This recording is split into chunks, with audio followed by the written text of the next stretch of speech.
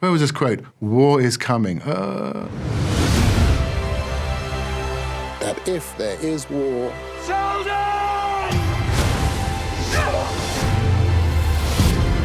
we will win.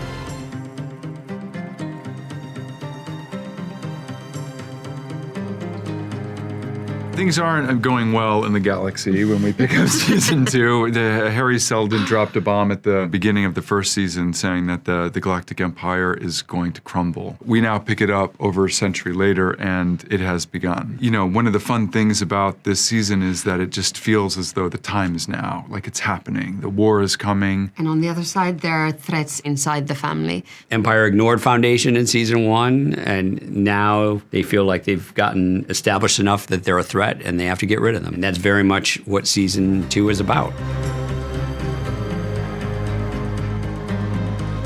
It's definitely bigger, and that means that we are, to a certain extent, globe-trotting because we have to go, planets have to look different from one another. They can't look like the backlot the whole time. And the scale in terms of the set, that has to be upped. So, I mean, that's part of the DNA of the show, that, you know, they're competing in a world where there's an expectation now where if you're going to go for an epic storytelling, you can compete now on the streaming platforms and, you know, for want of a better word, television, with what you can see in the cinema. So that there's an expectation now that there is no difference between the two.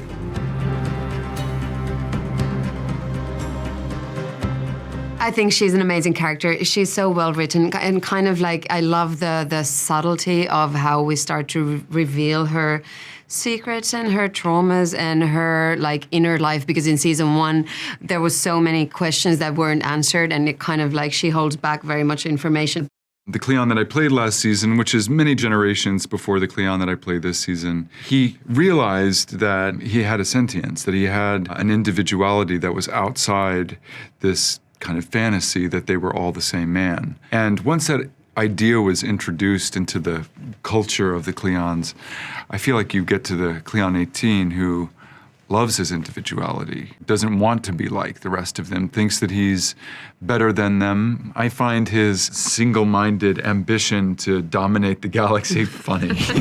We are taking the planet! One of the goals of season 2 was to take Harry Seldon and to really dig deep into him as a character, as a human being. But some astute members of the audience realized at the end of season 1 is there are actually now 2 Harry Seldons. It is hard to wrap your mind around it because what do you have at your fingertips? What are you allowed to do? Do you have feelings? Do you have emotions, you know?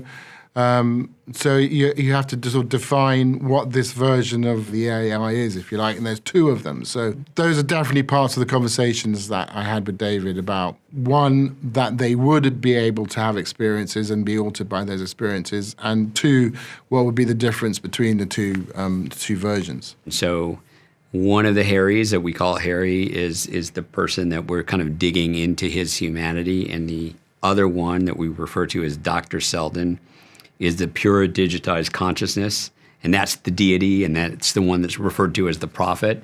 And that's the one that maybe we should start to be a little afraid of. It's time you and I had a reckoning.